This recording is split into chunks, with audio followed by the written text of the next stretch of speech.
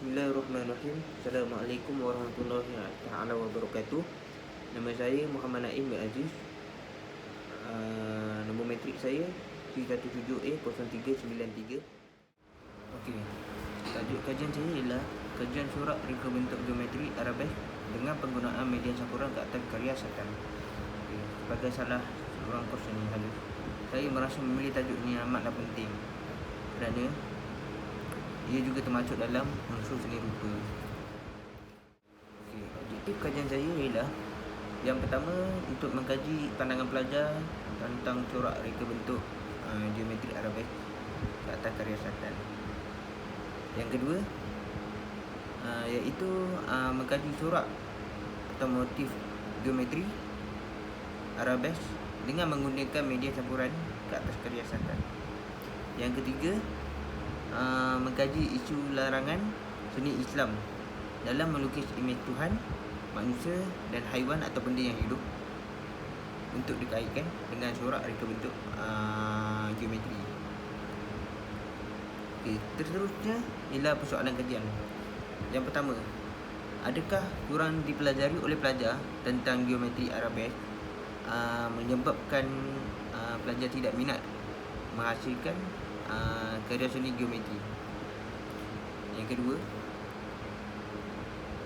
ada berapakah jumlah corak atau motif yang ada pada reka bentuk geometri Arabesk dalam penghasilan karya Satan?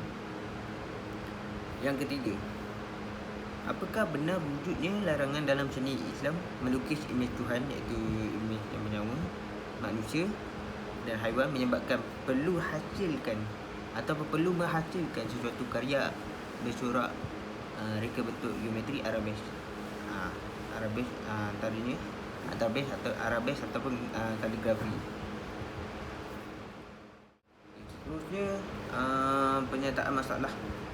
Yang pertama, masalah kurangnya ilmu pelajar terhadap corak reka bentuk geometri Arabesk yang mengakibatkan penghasilan karya geometri sangat berkurang. Yang kedua, iaitu konsep corak reka bentuk geometri Arabesk kurang diaplikasikan ataupun kurang dibuat dalam karya catatan media campuran. Yang ketiga, penghasilan kerja geometri Arabesk dalam media campuran sangat rumit dan sangat menyukarkan pelajar untuk menghasilkannya. Jadi ini antara contoh penyataan masalah. Okey, seterusnya manfaat penyelidikan. Manfaat ni untuk kita kaji supaya bentuk geometri ni dapat diperluaskan lagi. Bentuk geometri ni juga penting dalam unsur seni rupa dan tidak boleh diperlekehkan oleh pekarya. Ini juga dapat memperluaskan lagi hasil karya berbentuk geometri Arabesk. Terusnya, selain itu, penggabungan corak reka bentuk geometri Arabesk dan media campuran juga dapat dihasilkan melalui iaitu manfaat penyelidikan lah. Kita dapat menghasilkan satu karya yang menggunakan corak reka bentuk geometri Arabesk dengan penggunaan media campuran. Yang terakhir sekali, isu masalah pelukis ataupun karya Islam dan dilarang melukis benda yang bernyawa seperti imej Tuhan, manusia, haiwan dapat diselesaikan dengan menerapkan geometri Arabesk ke dalam karya. Ini kerana geometri Arabesk juga dapat menghasilkan hasil seni yang bagus dan menarik. Dan yang paling penting sekali, dia menggunakan tema flora dan fauna. Okey, cukup kajian iaitu lebih fokus kepada corak reka bentuk geometri Arabesk.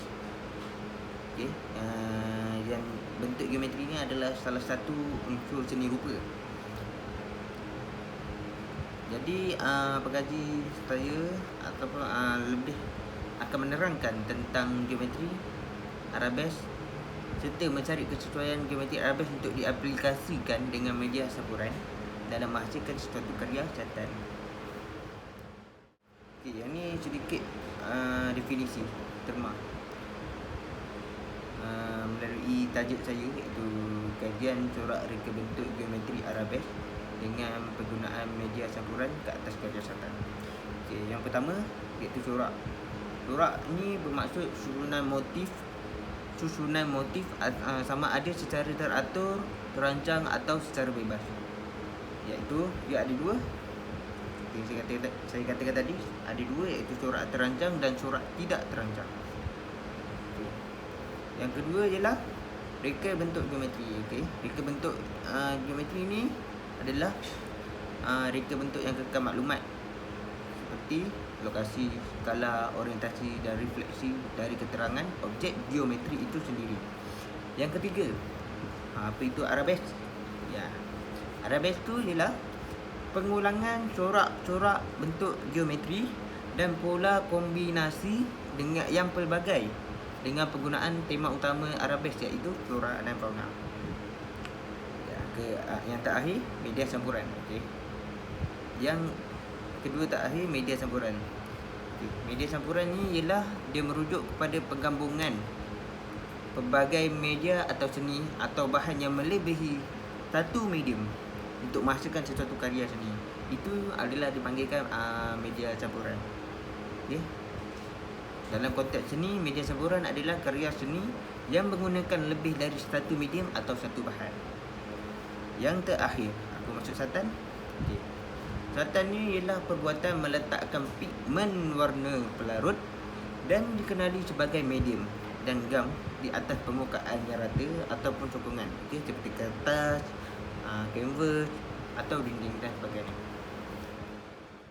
Seterusnya kita akan pergi ke definisi corak, iaitu corak ni bermaksud susunan rupa ataupun bentuk asas dalam satu rekaan atau gubahan, sama ada secara teratur, terancang atau secara bebas. Corak ni terdiri pada dua, iaitu corak terancang dan corak tidak terancang. Okey, corak juga boleh dikatakan bentuk daripada bukan motif secara bebas ataupun corak tidak terancang. Contohnya flora, fauna, geometrical dan organik. Okey, corak terancang bermaksud iaitu susunan rupa ataupun bentuk yang disusun secara teratur dan dalam susunan yang lebih teratur. Okey, ini kita dapat tahu iaitu corak terancang ni adalah corak yang mempunyai secara teratur lah dan tidak bebas. Okey. Okey, seperti contoh ialah reci, catatan, kolaj, kaligrafi, cetakan, lukisan, lipatan, gunting dan mengecapan. Okey, seterusnya corak tidak terancang. Okey, corak secara bebas seperti saya katakan tadi. Corak secara bebas dan tanpa mempunyai motif yang tertentu, seperti merenjis, meniup, mengayak, mengolek dan sebagainya. Kita akan dapat lihat dia corak tu dia tidak mengikut susunan dan hanya bebas. Okey, seterusnya saya akan sentuh sikit bab geometri. Bab geometri ni ialah bermaksud ukuran bumi dan ia merupakan sebahagian daripada matematik dan merupakan sains yang tertua. Okey, perkataan ni, geometri ni berasal pada Yunani, iaitu geo yang membawa maksud bumi. Okey, bumi, dan metri adalah membawa ukuran. Okey, geometri ni dia merupakan sebahagian matematik yang mengambil berat tentang saiz, bentuk, kedudukan relatif dari rajah ataupun dan bersifat ruang. Okey. Geometri ni ada banyak dimensi, tapi kita hanya fokus kepada bentuk 2 dimensi ataupun 3 dimensi. Okey.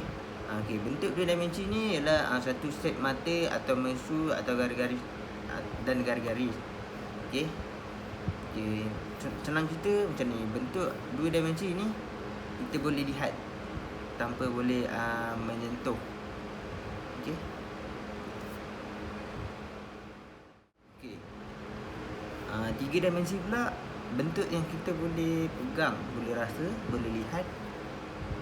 Dan dia sangat jauh berbeza dengan bentuk dua dimensi. Okey, seterusnya kita akan masuk tentang apa itu arabesk. Arabesk bermaksud motif atau corak berdasarkan penerapan pengulangan corak-corak, bentuk geometri dan pola kombinasi yang pelbagai. Okey, arabesk ni dia sangat menekankan konsep yang lebih kepada tema flora dan fauna. Okey. Arabesk juga dia merupakan antara unsur-unsur seni Islam. Kerana kalau kita lihat geometri arabesk ni dia sangat sesuai jadi perhiasan dinding.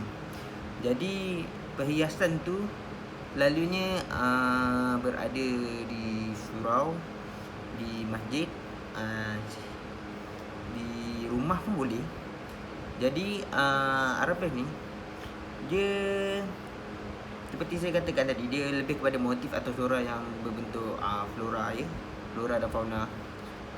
Ini kerana ada bentuk bintang, ada bentuk bunga dan banyak lagi lah.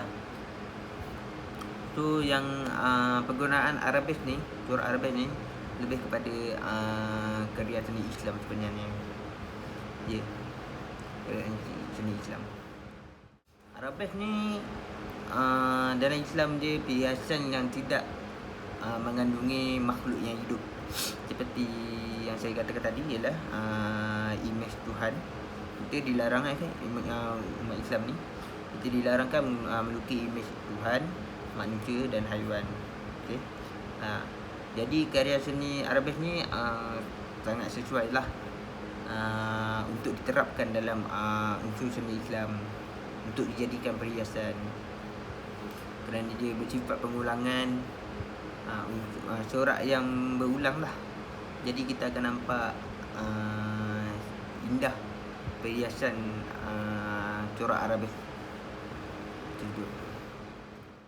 Seterusnya kita masuk pasal media campuran, iaitu dia menggunakan lebih satu medium ke atas karya catatan ataupun dalam penghasilan karya lah. Jadi bila lebih kepada satu medium, jadi ia dipanggil media campuran. Okey, seperti contoh penggunaan kertas ataupun bahan kitas semula, okey, untuk menghasilkan satu karya yang dinamakan collage. Jadi collage tu bahan kitas semula dengan penggunaan kertas, jadi bergabung. Jadi dia dah lebih kepada satu media. Jadi itu dipanggilkan media campuran. Okey.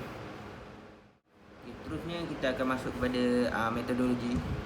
Okey, metodologi ni merupakan satu cara atau teknik yang digunakan untuk kajian ke atas subjek kajian. Okey, ni lebih kepada ataupun merupakan sesuatu teknik atau cara yang sesuai untuk untuk kita mendalami atau faham yang lebih terperinci untuk cara teknik tentang proses kajian dengan membuat uraian. Kajian saya ni saya menggunakan dua kaedah, iaitu dari kaedah kualitatif. Antaranya yang kita buat ialah pemerhatian. Okey, pemerhatian. Dan yang kedua ialah kuantitatif. Kuantitatif ni saya lebih kepada menggunakan soal sendiri. Okey, cara saya mendapatkan responden iaitu dalam untuk menghasilkan, untuk menjayakan kajian saya ni. Jadi saya melalui pemerhatian. Yang pertama sekali pemerhatian, iaitu tempat kajian yang saya pilih ialah lebih tertumpu kepada Universiti Malaysia Kelantan, kampus Basuh. Okey, lepas tu saya lebih kepada membuat tempatan pembuatan karya ataupun studio belajar seni halus, serta bengkel-bengkel penghasilan karya. Okey, terusnya yang kedua, melalui pemilihan responden. Okey, saya memilih memilih pengkaji. Saya memilih responden berdasarkan pelajaran Universiti Malaysia Kelantan Pajuk sahaja. Ini kerana pelajar tersebut merupakan bidang kos seni yang faham apa maksud seni, apa maksud karya apa semua. Jadi saya mengkaji melalui inilah pelajar seni hadis UMK kampus Pajuk. Yang ketiga, melalui borang suat sidik. Jadi borang suat sidik ni saya dah buat untuk mengkaji saya punya tajuk, iaitu kajian corak reka bentuk geometri Arabesk dengan penggunaan karya media samburan ke atas karya catatan. Itulah antara sedikit banyak tentang kajian saya, iaitu kajian corak reka bentuk geometri Arabesk dengan penggunaan media campuran ke atas karya. Sekian, terima kasih. Saya Muhammad Aida Aziz. Assalamualaikum.